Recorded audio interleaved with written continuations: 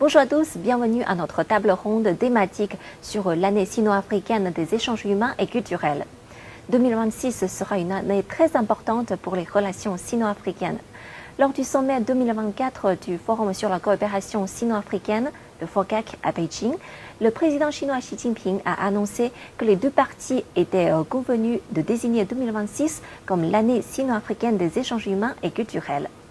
Son lancement officiel aura lieu au début de l'année prochaine lors d'une cérémonie où seront également dévoilées des activités phares. Tout au long de l'année, la Chine et l'Afrique organiseront des échanges couvrant de divers domaines en valorisant les énergies de différents acteurs comme les jeunes, les femmes, les médias et les groupes de réflexion et en mobilisant les sources à différents niveaux, y compris celles des organisations populaires et des collectivités locales. Pour discuter de tous ces points, nous avons convié des personnalités des médias africains autour de cette table ronde. Aujourd'hui, nous avons sur notre plateau M. Sergi Kaki, journaliste de lefaso.net au Burkina Faso. Merci, madame. C'est un plaisir pour moi de partager cette table ronde aux côtés de mes confrères. Et ensuite, nous avons M. Abdallah Omar, rédacteur en chef de l'Office de radio et télévision des Comores. Bonjour. Bonjour, madame. Et notre troisième invité est M.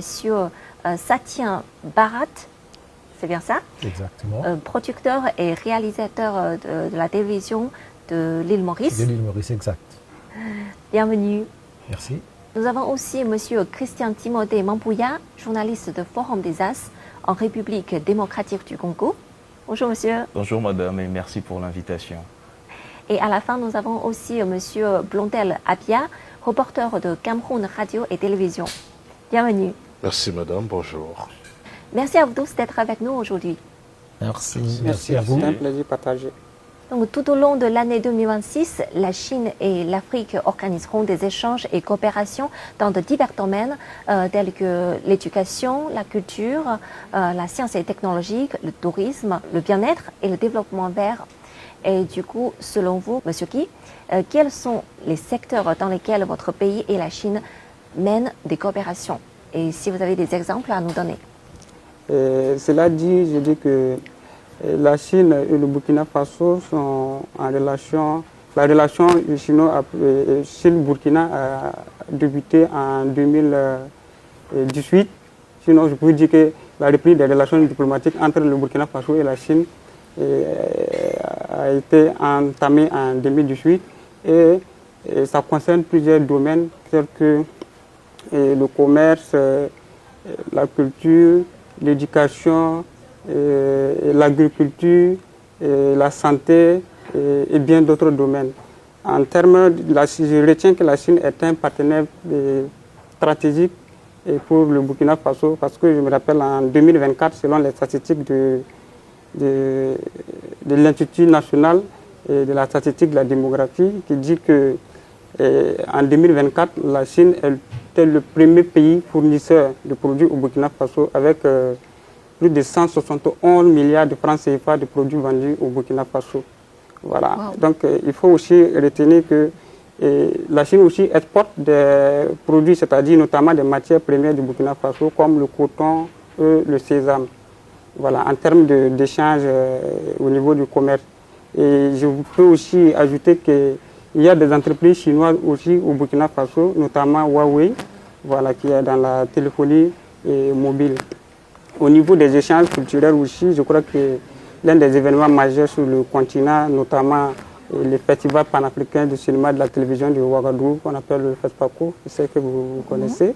Voilà, donc la Chine participe, je crois, même si le pays ne participe pas avec les films, mais je crois que le pays est un partenaire aussi à l'organisation de ce festival-là. Et chez nous, au Burkina, nous organisons, la Chine organise, je vais dire, le cinéma de la semaine chinoise. Voilà. La semaine de cinéma chinois. Voilà. Donc je crois que la deuxième édition s'est tenue en 2024, si je ne me trompe pas. D'ailleurs, voilà. Donc je crois que tous ces éléments-là participent à la consolidation et à l'amélioration de la relation entre les deux pays. Et la Chine, pour le dire, nous, au Burkina Faso, nous sommes confrontés à une crise sécuritaire qui a aussi engendré une crise humanitaire. en termes d'appui aussi humanitaire. Et je crois que la Chine aussi donne des vivres, a déjà donné, je crois que la dernière en date, il n'y a pas 3 mois de cela, la Chine a offert plus de 1600 sacs de riz, voilà, aux personnes déplacées internes qu'on appelle chez nous les PDI. Voilà en quoi je peux peut-être essayer de situer un peu la relation Chine et Burkina. Merci pour le partage. Et Monsieur Omar, et chez vous? Tout le monde sait que la Chine est le premier pays à reconnaître notre indépendance en 1975. Et depuis, nous avons de bonnes relations. D'ailleurs, les grandes infrastructures qui sont aux Comores, c'est grâce à la Chine. Exemple, la construction de l'Office et de radio et télévision des Comores ORTC, là où je travaille, ça a été construit par la République populaire de Chine. Wow. Le Palais du Peuple, le stade Omnisport de Maluzine, il y a l'hôpital de l'amitié sino-comorienne, pour ne citer que cela. C'est-à-dire que les grandes infrastructures qui existent chez nous, c'est grâce à la Chine. Et tout cela, c'est à partir des bonnes relations qui existent entre la Chine et l'Union des Comores. D'ailleurs, le 6 juillet dernier, nous avons fêté le 50e de notre indépendance et la Chine était là. On a même préparé un documentaire sur les relations entre la Chine et l'Union des Comores. Maintenant, les grands chantiers qui sont chez nous là-bas, il n'y a que des entreprises chinoises. Oui, il y a la construction de la route Bahani jusqu'à la région de Mbankou. Il y a une société chinoise et d'autres routes que les chantiers plutôt sont confiés à des entreprises chinoises. Ce sont surtout l'infrastructure. Oui, dans ce oui, domaine-là. oui, surtout au niveau de l'infrastructure, pardon. En 2027, il va y avoir les Jeux olympiques aux Comores. Donc c'est la Chine qui construit le gymnase et la piscine olympique. Donc c'est un chantier qui est déjà en cours chez nous là-bas. Chaque année, la Chine octroie des bourses à des jeunes étudiants comoriens. Maintenant, il y a beaucoup de médecins, beaucoup d'ingénieurs comoriens qui ont fait leur formation ici en Chine. Sur la médecine traditionnelle chinoise? Non, c'est la médecine en général. Ah, ok. Voilà. Donc, je crois que la relation entre la Chine et les Comores, c'est une relation qui permet surtout les Comores à aller de l'avant. Super. Et pour l'île Maurice, on a une relation très spéciale avec la Chine parce que les premiers Chinois sont arrivés chez nous en 1840. 1840? En 1840. Wow. Alors du coup, on a une communauté chinoise qui représente à peu près, dans le temps, 10 à 15% de la population, mais ça s'est tout doucement diminué. Aujourd'hui, on a à peu près 7 ou 8% de la population qui sont chinois. On a Chinatown, qui est l'un des plus anciens dans l'hémisphère sud, Wow. de par l'arrivée des Chinois de cette époque-là. Et la culture chinoise, on a grandi avec. On connaît toutes les fêtes chinoises, on célèbre ensemble toutes les fêtes. D'accord? La fête du printemps est un jour férié chez nous, à l'île Maurice. C'est une fête nationale. C'est une fête fériée, fête nationale? C'est une fête nationale chez nous. Alors, pour revenir à l'île Maurice et la Chine, on a établi des relations diplomatiques avec la Chine depuis 1972. Et nos premiers ministres qui se sont succédés ont tous visité la Chine Et il y a même votre président Xi Jinping qui a visité l'île Maurice. Ça montre la relation privilégiée qui existe entre l'île Maurice et la Chine. Mais il n'y a pas que la relation humaine, il y a aussi beaucoup d'échanges. Et quand je dis échange, c'est que la Chine a beaucoup contribué à faire grandir l'île Maurice. Aujourd'hui, l'île Maurice est considérée comme étant une économie très florissante, une économie très solide. Au niveau africain, on est toujours classé parmi les 3-4 meilleures économies. On est considéré comme un pays très, je ne dirais pas très riche, mais riche au niveau de l'Afrique. Et la Chine a beaucoup contribué à ça. Comme Omar a dit, dans les infrastructures, dans l'éducation, dans tous les domaines de la recherche, un peu partout, elle nous a aidés. Et même, Omar, je le corrige, ce n'est pas les Jeux Olympiques, c'est les Jeux des îles. Les Jeux des îles, c'est un jeu qui regroupe toutes les îles de l'océan Indien. Et même quand nous, on a fait les Jeux 3 fois chez nous, c'est toujours la Chine qui nous a aidés à construire les infrastructures, les stades, les piscines, les différents centres sportifs et beaucoup d'échanges entre les athlètes, les entraîneurs. Très souvent, nos entraîneurs de badminton, de tennis de table sont des Chinois qui viennent chez nous, qui restent chez nous. Et voilà, c'est un pays qui a toujours été privilégié au niveau des rapports. Et j'espère que ça va continuer pour encore très longtemps. Merci, M. Parat. On sait tous que l'île Maurice est très connue pour ses beaux paysages. Exactement, au niveau du tourisme. Et les gens chaleureux. Merci, merci. Et vous, M. Mambouya? La Chine et la RDC ont signé depuis cette année, 2025, ils ont signé des accords commerciaux. C'est-à-dire la province de Hunan et la RDC, ils se sont convenus à ce que la RDC puisse ramener des produits agricoles congolais.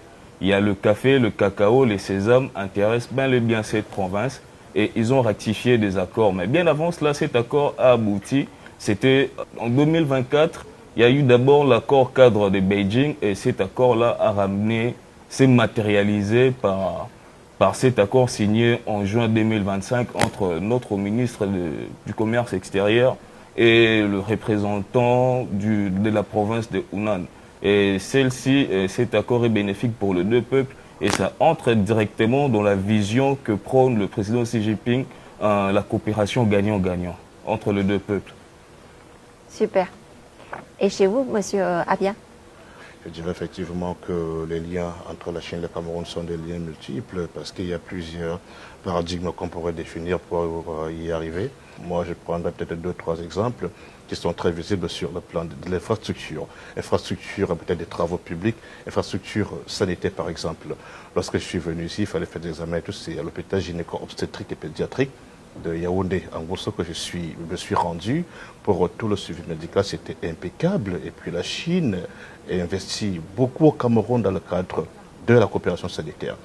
Au niveau du sport, par exemple, il y a le gigantesque palais polyvalent des sports au Carrefour Ouada, Yaoundé, qui est une référence non seulement au Cameroun, mais même dans la sous-région Afrique centrale pour abriter des événements grandeur nature. Il y a des barrages et autres entreprises Sinetro qui sont implantées ça et là. Donc moi je pense que c'est une coopération qui est visible. Je n'oublierai pas l'éducation d'enseignement supérieur avec l'Institut Confucius qui s'est implanté, je dirais, un peu partout sur le continent africain pour promouvoir la langue chinoise, parce que vous le savez très bien, le peuple existe et s'est fait connaître parce qu'il a une culture.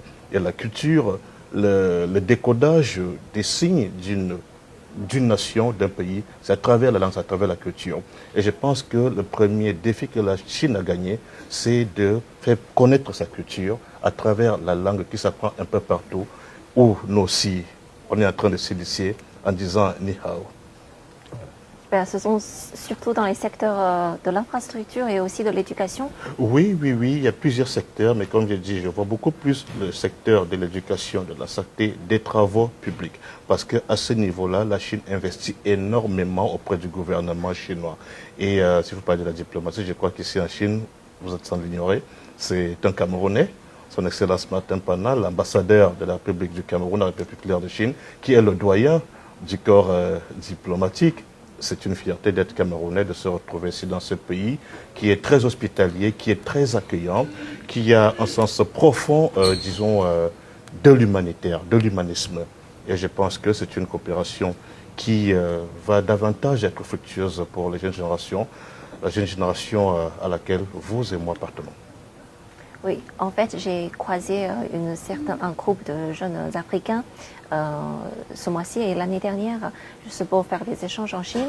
Et on avait discuté, ils ont beaucoup plus de l'opportunité de visiter le continent africain que la Chine. Mais durant leur séjour ici, surtout à Beijing et à Shanghai, ils ont bien profité de cette culture pour visiter non seulement les paysages, mais aussi apprendre un peu l'histoire des relations entre nos deux continents et nos deux pays.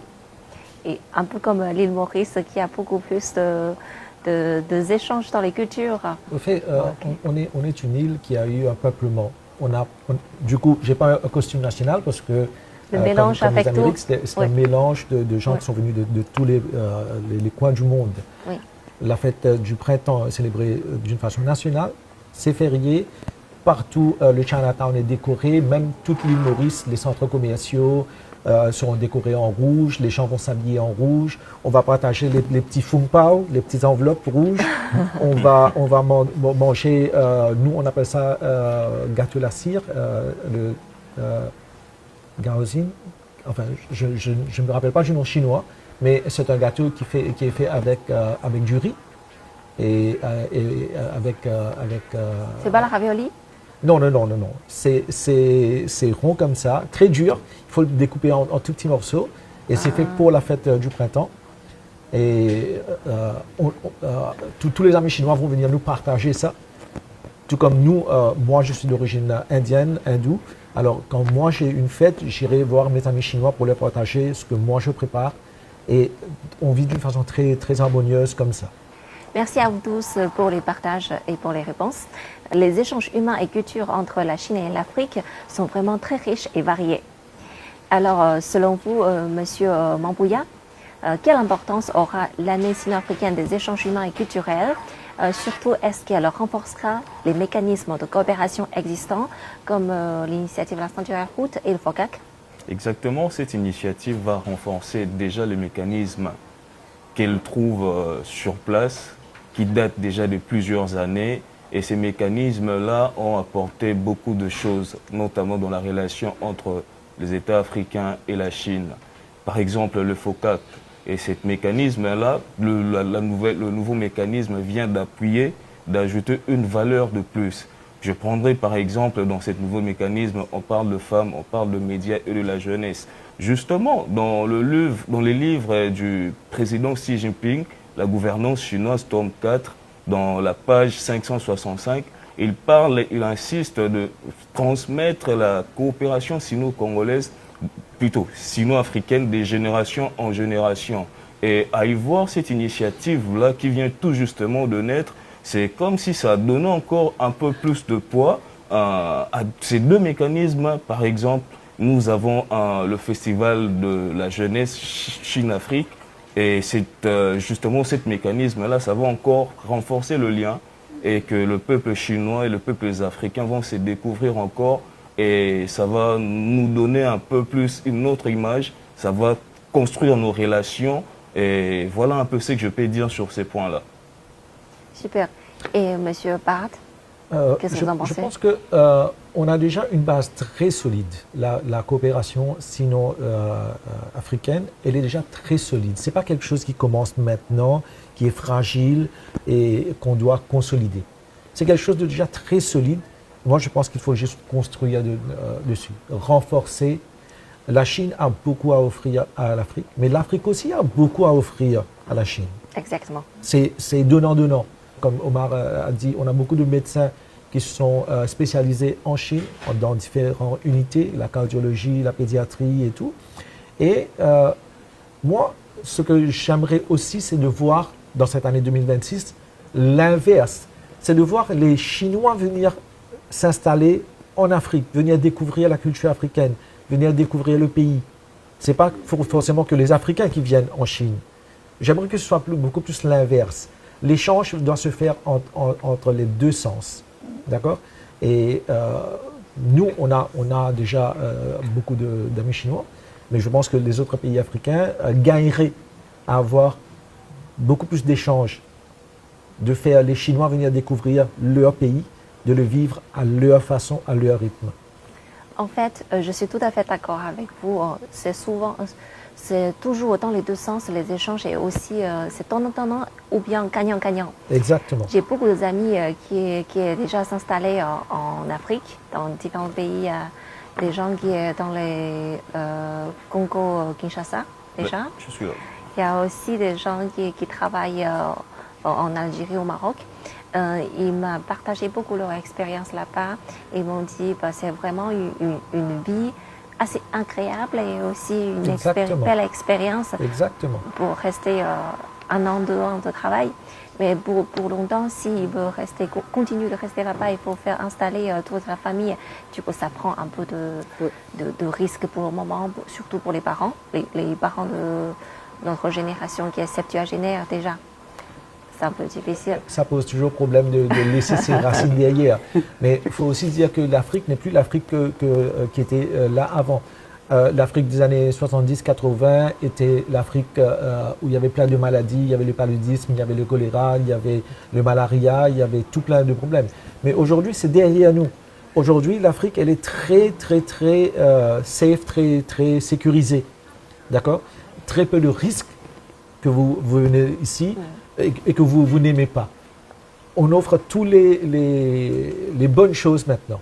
Super. Alors moi, je vais vous demander, faites de sorte que beaucoup de Chinois viennent en Afrique, d'accord? Super. Et ce sera aussi bien pour l'économie. Quand il y a des gens qui voyagent, c'est l'économie d'un pays qui devient encore plus florissant. Super. Ma prochaine destination, c'est l'île Maurice. Avec plaisir. On va vous accueillir avec plaisir. Merci. Et Monsieur Abia? Oui. Vous avez des idées sur ce mécanisme existant déjà avec cette nouvelle mécanisme de l'année sino-africaine des échanges humains et culturels? Bien sûr, c'est une année qui tombe à pic, c'est une célébration qui tombe à pic, qui arrive à point nommé. Pourquoi on a relevé quelques points essentiels où la coopération se matérialise, la construction des infrastructures, etc. Je crois que cette coopération entre l'État chinois et les États africains pourra davantage se renforcer en permettant aussi aux autres, comme mon cher grand frère Satien l'a souligné tout à l'heure, que les États africains puissent s'inspirer de ce modèle. Donc si aujourd'hui la Chine, avec ses multiples ressources, on était dans le Qinghai la semaine dernière, mais c'est formidable de voir comment, à partir des montagnes, les Chinois ont fait preuve d'ingéniosité en éliminant quelques montagnes pour créer des lacs, des sources d'eau, qui sont aujourd'hui, on va croire naturelles, peut-être artificielles, mais qui permettent aux populations de se ravitailler en eau, en énergie et autres. C'est grâce aux ressources qu'on a trouvées sur place. Et je pense donc qu'il faut une réorientation des paradigmes scientifiques qui permettra cette orientation-là de voir comment réorienter, redéfinir peut-être les curricula des ingénieurs étudiants. Parce que c'est un paradoxe que l'Afrique aujourd'hui soit riche en ressources, mais qu'elle soit pauvre sur le plan du développement et de la croissance.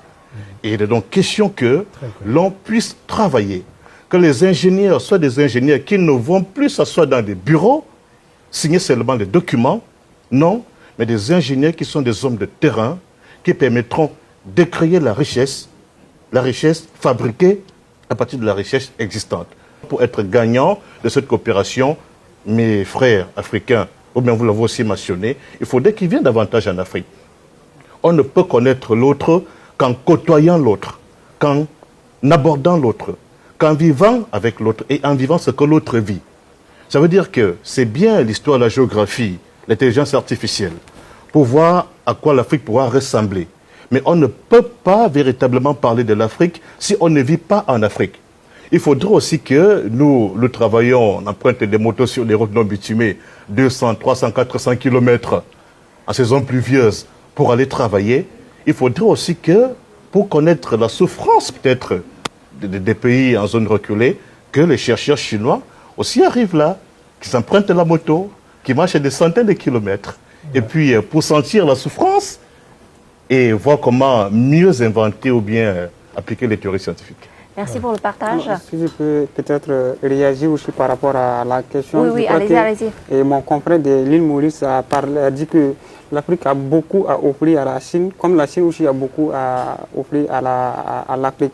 Et ce qui me marque ici un peu dans la politique chinoise, c'est que il y a ce que je crois que le président Xi Jinping l'a rappelé une fois, le respect de l'égalité souveraine. Voilà. Le partenariat gagnant-gagnant, ça se trouve dans le respect de l'égalité souveraine. Qu'est-ce que cela veut dire, par exemple? Tout partenaire, si vous voulez collaborer avec le Burkina Faso, il faut respecter la souveraineté du Burkina Faso. Et je crois que c'est le même discours que Pékin tient. Hein. Voilà. Donc, Xi Jinping parle du respect de la souveraineté des pays.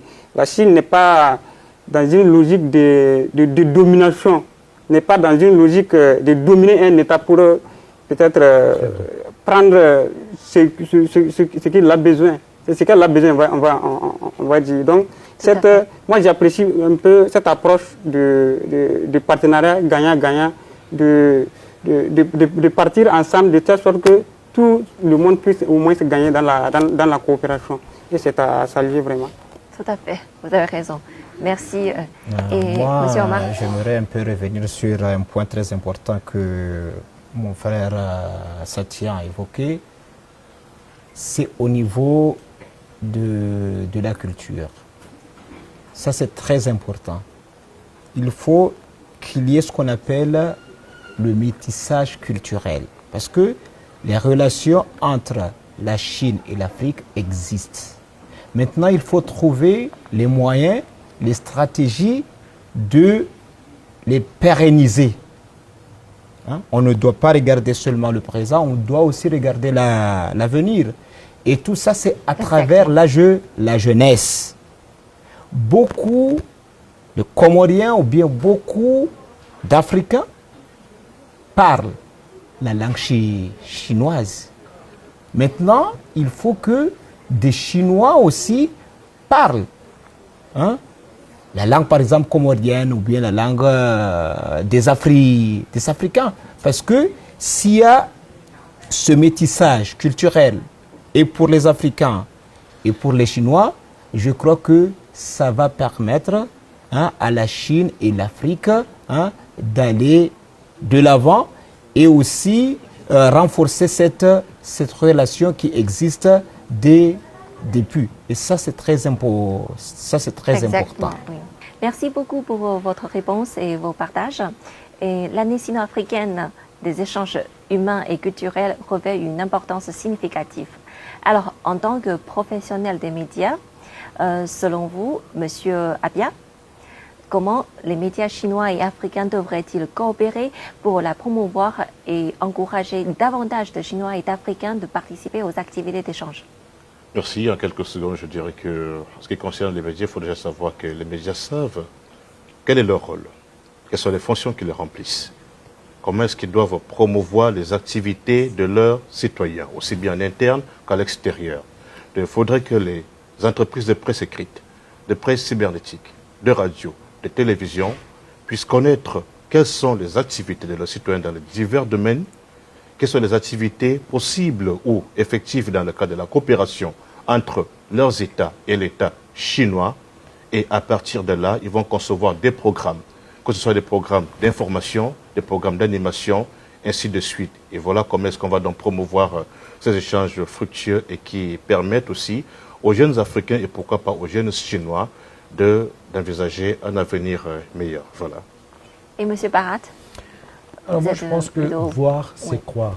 Je dis toujours. De votre point de vue de réalisateur et alors, producteur. moi je crois tout le temps que il faut croire il faut croire en ce qu'on a vu, d'accord? Je suis fait avant adepte de croire. Voir, c'est croire. Nous avons grandi peut-être un peu avec l'image de la Chine à travers les médias européens, qui n'étaient pas toujours flatteurs envers la Chine. Beaucoup de médias européens, américains, ont toujours voulu garder la Chine ou alors faire voir que la Chine n'est pas le beau pays que nous, on a connu là maintenant depuis un mois. c'est un échange qui a permis ça. Et peut-être que pour promouvoir l'année 2026 au niveau des médias, c'est aussi promouvoir des échanges. Faites venir plus de gens de médias pour valoriser la Chine dans leurs propres pays respectifs. Et aussi, nous vous invitons, envoyez des gens de chez vous, les médias, dans chaque différent pays africain. Venez, faites vos documentaires, vos films chez nous. Envoyez des bulletins d'infos et faites la Chine connaître ce que offre l'Afrique.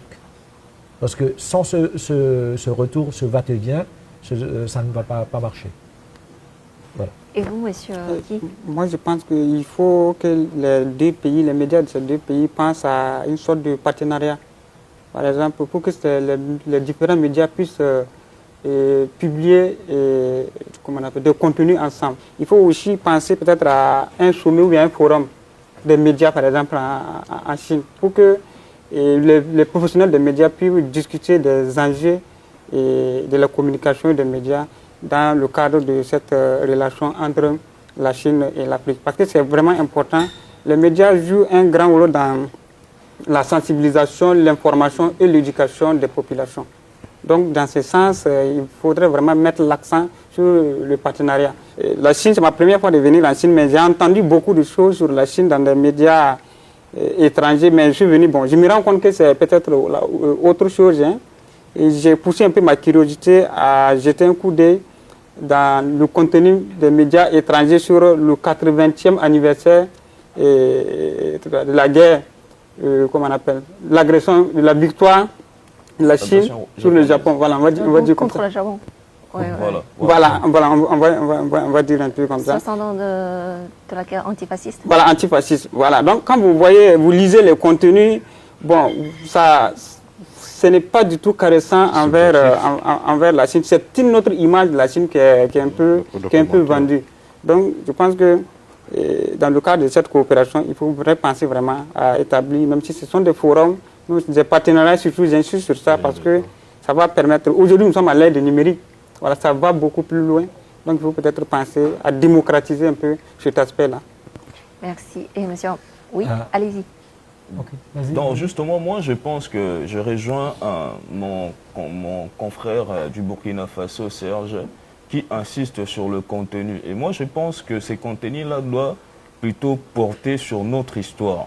Vous savez, la Chine, la coopération, l'histoire de la coopération sino-africaine. Et cette coopération n'a pas commencé aujourd'hui.